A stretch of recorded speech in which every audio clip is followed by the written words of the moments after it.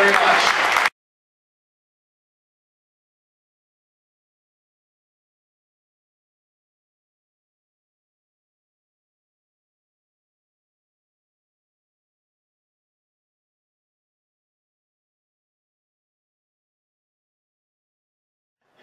When I chose to run for Attorney General, I decided that I wanted to pursue this because of my concern that Rhode Island was already down a path that was leading us to a point where there was no future for our young people in the state of Rhode Island, where too many young people were fleeing for prosperous opportunities outside our state.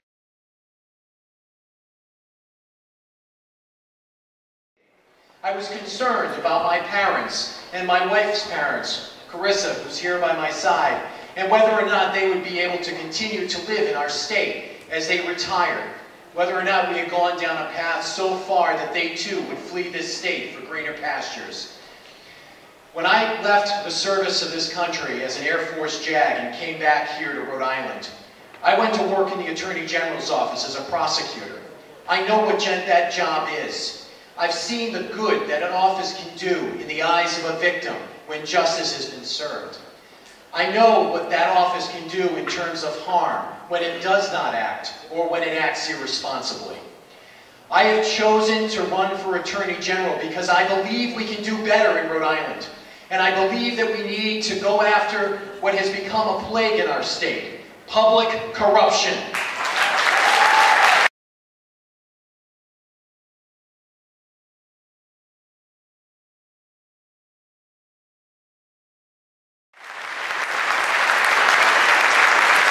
Ladies and gentlemen, long before the headlines over the past year, when I first set out, I spoke about public corruption as being a key issue because it is an economic issue.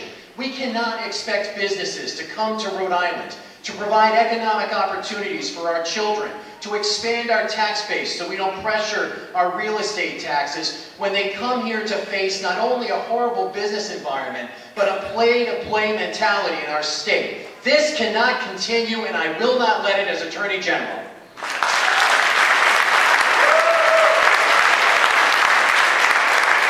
We have seen, since I came onto the campaign trail and began speaking about this issue, again, it has been over and over in our headlines.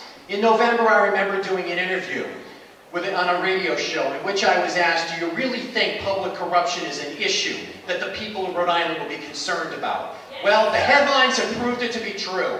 $75 million in resource recovery, no prosecutions.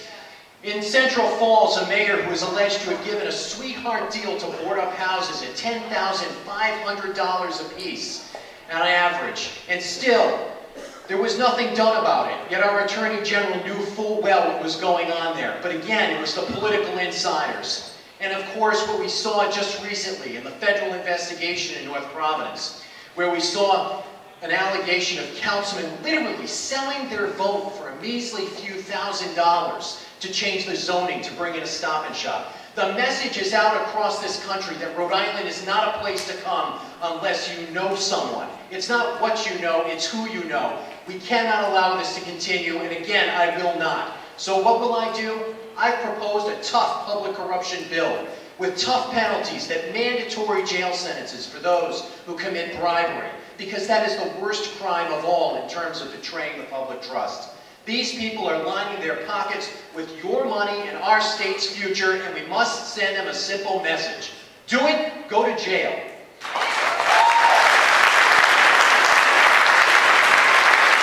That bill that I will propose as Attorney General and seek to have introduced with our new General Assembly will strip away the pensions of those who are convicted of public corruption crimes. And don't have their families come and ask for a portion of it, because these people who betrayed the public trust, they weren't thinking of your families. We shouldn't have to worry about theirs.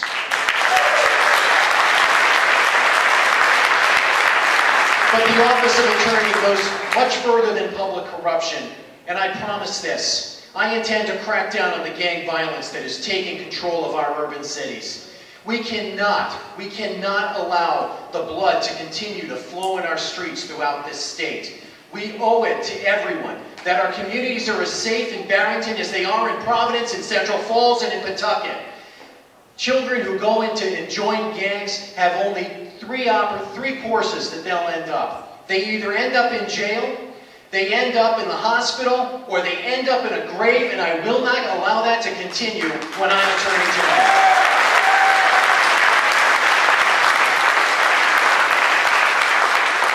But this office, and I do ask you for your endorsement and your nomination as Attorney General, and I'm proud to do it as a Republican, but I promise you this. The Attorney General's office is the last place where politics should take place. These are not issues that are Republican.